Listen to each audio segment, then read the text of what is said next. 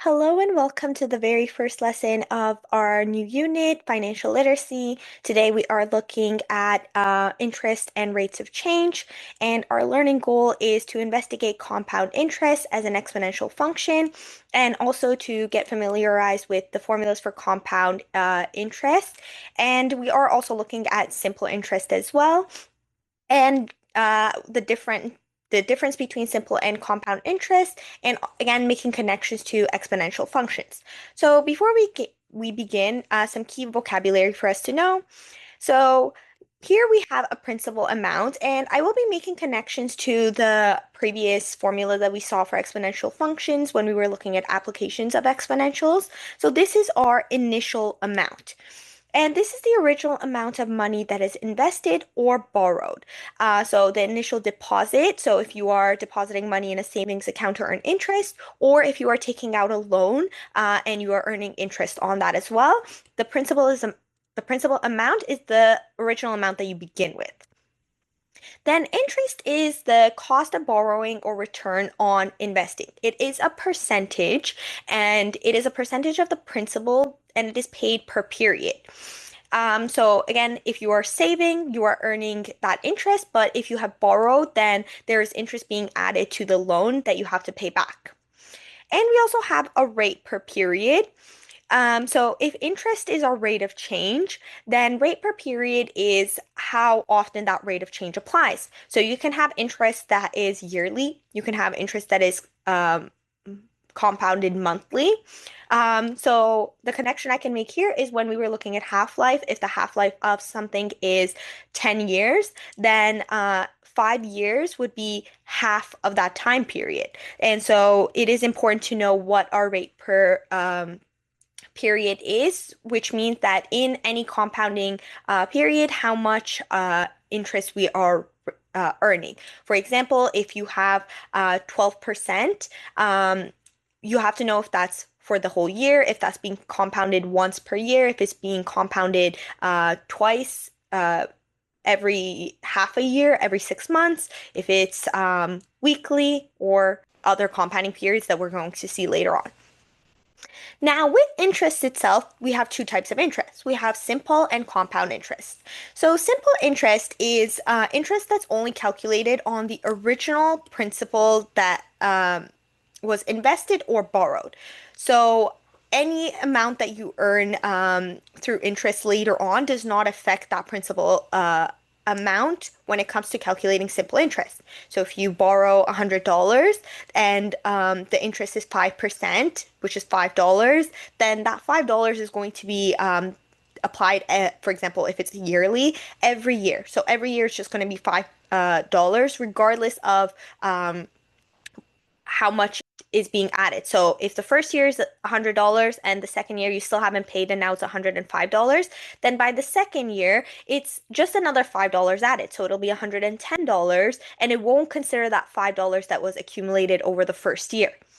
So with the variables here, I is our interest, P is the principal amount, R is the rate, and T is the time period. So again, in the case that I was just mentioning, if you have $100 and it's 5% and it's after 2 years, then this would be 110. Oh, sorry, this one is 100. My zero looked a little. Okay, there we go. Now, compound interest, and this is what we mostly see when it comes to savings accounts or any loans that we have. So the interest is actually calculated not only on the original principal, but also on any previously earned interest. So it is compounding, and any value that's accumulated will affect your interest. So each period's interest is added to the balance, and then the new interest is based on this new amount, which calculates that previous interest as well. So the amount is actually growing exponentially, and that's where our exponential functions come into play. And sorry, one correction here, I'll update it for you, but interest will be the principal amount times 1 plus r to the power of t. And this is precisely what we had previously seen with the initial amount times 1 plus the rate and the time period. And later on, as we look into compound interest in our next lesson. I will go specifically over into different compounding periods and how that rate per period will play into effect. But for now, consider, for example, it is yearly and it's compounded once per year. So in the example I was mentioning above, if you have $100 that's invested and you are earning 5% on it, and so over 2 years, we're thinking. So, of course, after the first year, you have earned $5. But in the second year, you do have to account for that $5 that was added. And now you're earning 5% of this value. And this will be 5.25. And so now, if I evaluate this one up here, I will get 110.25. And that's precisely what I would expect from here because I had 105. So then by the end, I have 110 plus, sorry, 110.25. And actually, one more correction. We will also have a minus P here, specifically because we are looking at I, so the interest amount. And so if I don't have that minus P there, then I will end up with 110.25, which is my total amount, not the interest earned. So I do have to deduct that principal amount, which was $100, and then I will end up with I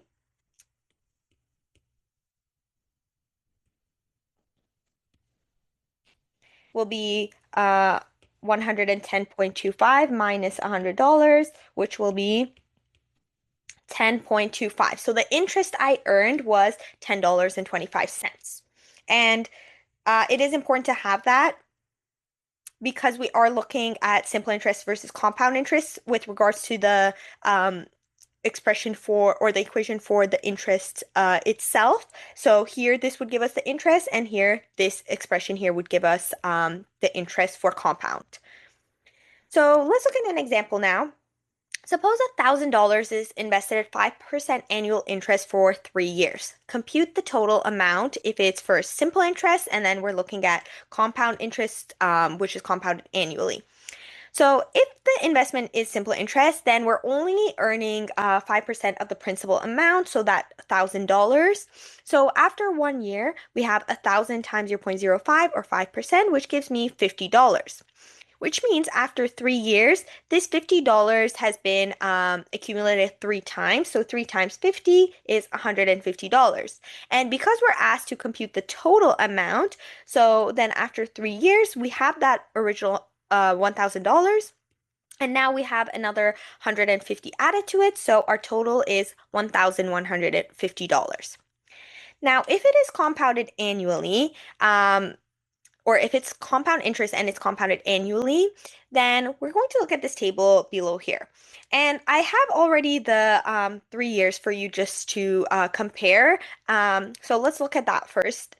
So starting with $1,000, in year zero, you haven't earned any interest, so you still have that $1,000. But after 1 year, from that $1,000 principal amount, you've earned 5%, so $50. So your total is now $1,050. Now, in the next year, you have 1,050, which is what you're starting with. So the 5% you earn is on the 1,000 and on the $50 that you earned previously. So now 5% of this is going to be $52.50. So now if we add this to that $1,050 that we started with, we have $1,102.50.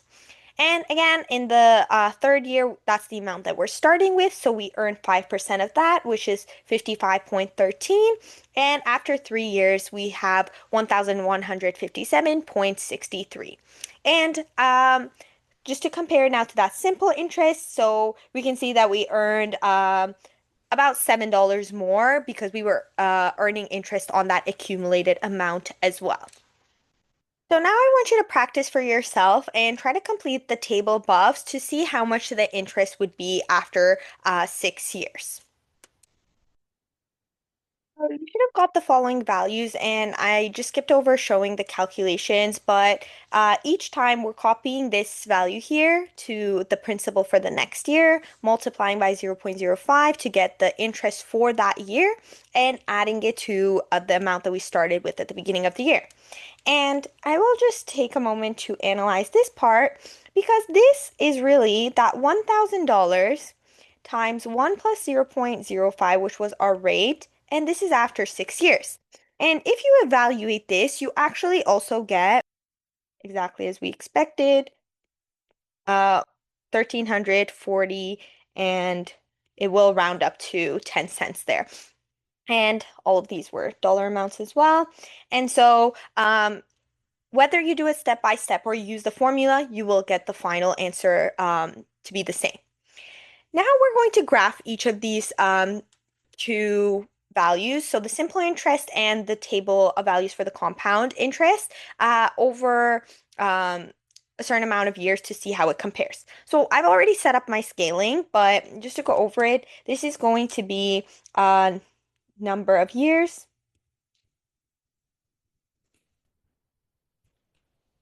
This is going to be the total amount, which is in dollars.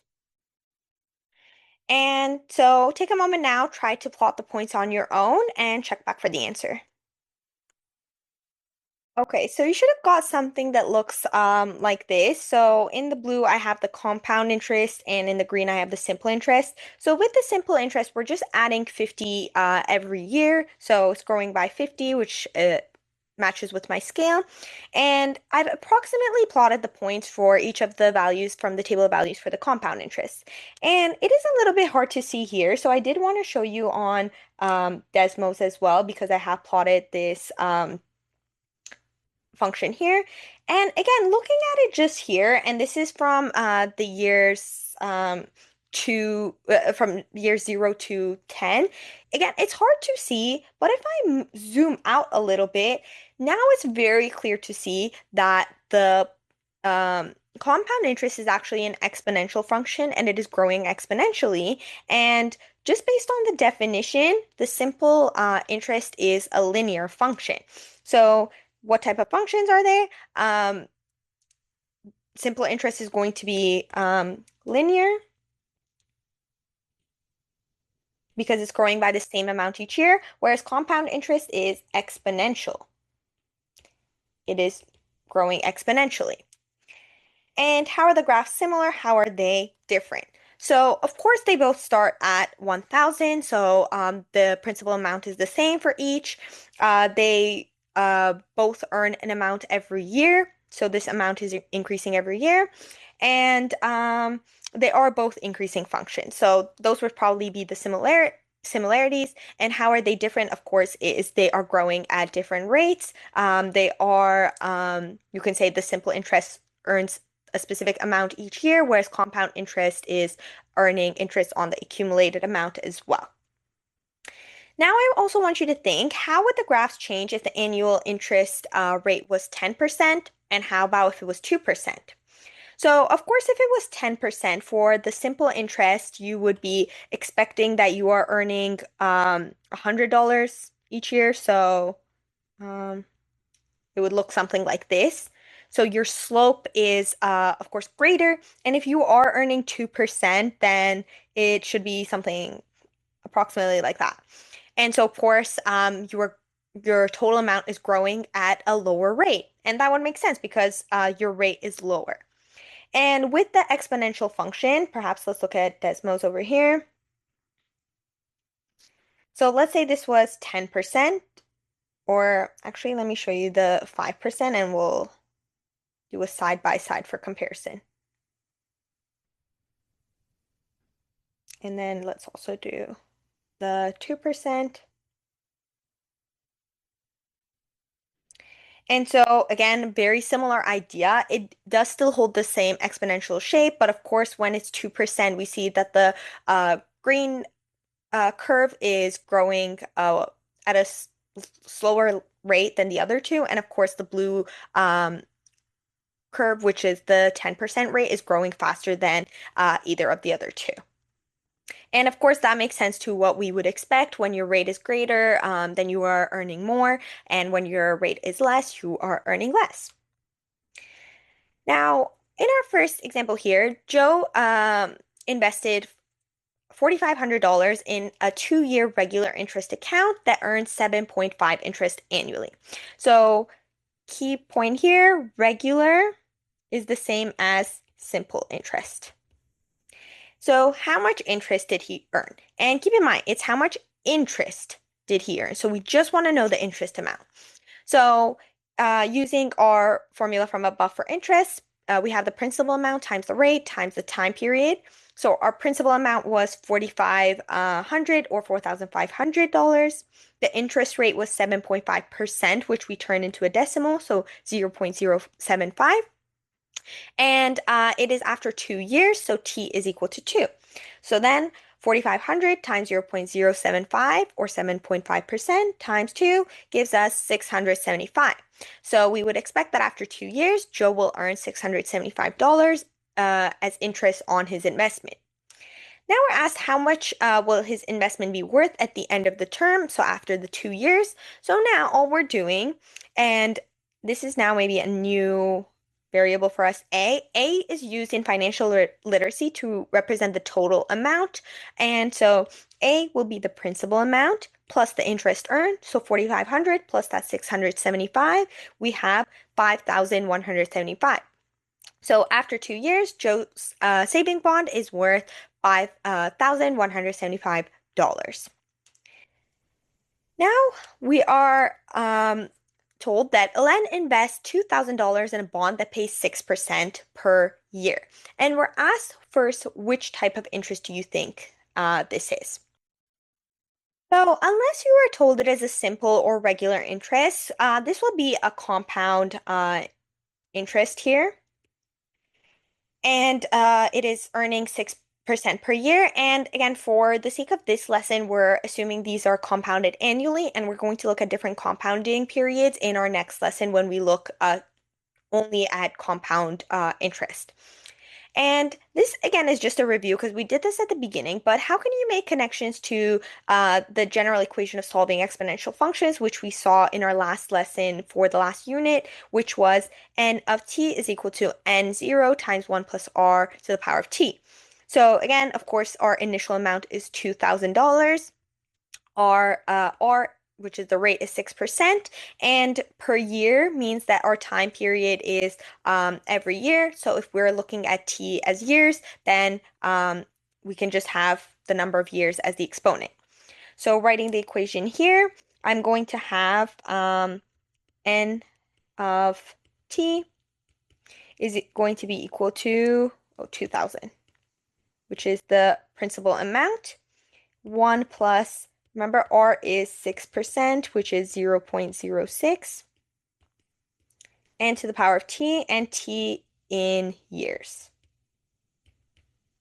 So then we have 2,000 times 1.06 to the power of t.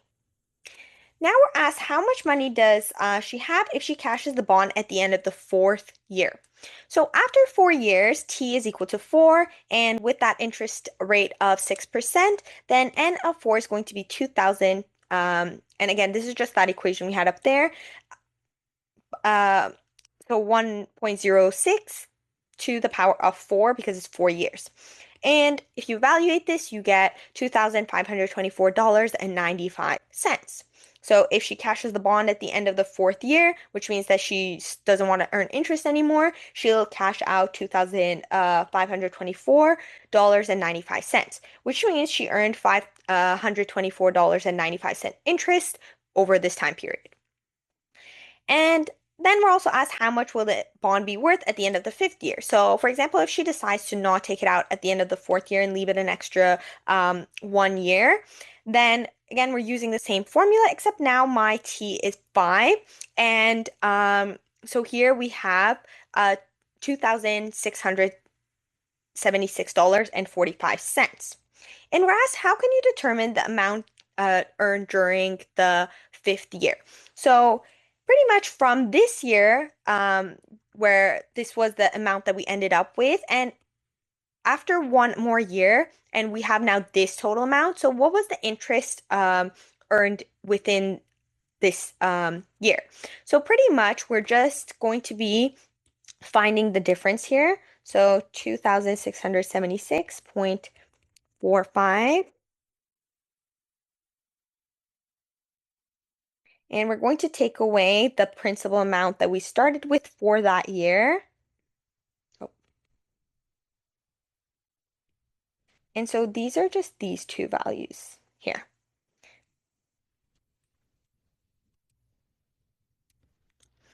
And we will get $151 and 50 cents.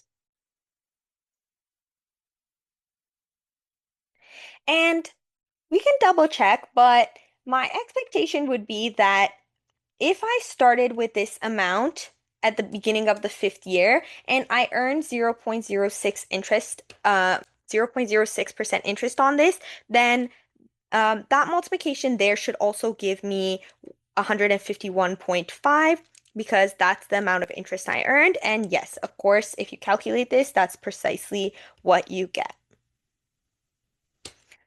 Dollars. Now, oh, this should be 11. So now we're asked to determine the amount that she will earn at the end of the 20th and the 21st year to find the amount of interest that she earned during the 21st year. So we're taking now two other consecutive years and we want to know how much interest she earned in her 21st year. So N of 21, which is the amount that she has at the end of the 21st year, can be calculated using 2000 times 1.06 to the power of 21. And at the beginning of the 21st year, which is also the end of the 20th year, we can calculate that amount as 2000 times 1.06 to the power of 20. And if you evaluate each of those, then you find that the amount is $384.86. So comparing the money that she earned in the so correction, in the fifth and 21st year, how much she's earning. So of course we saw in the fifth year she earned $151.50, whereas in the 21st year she earned $384.86. And what does this tell us about exponential growth? So of course we see that those two amounts are not the same, and that's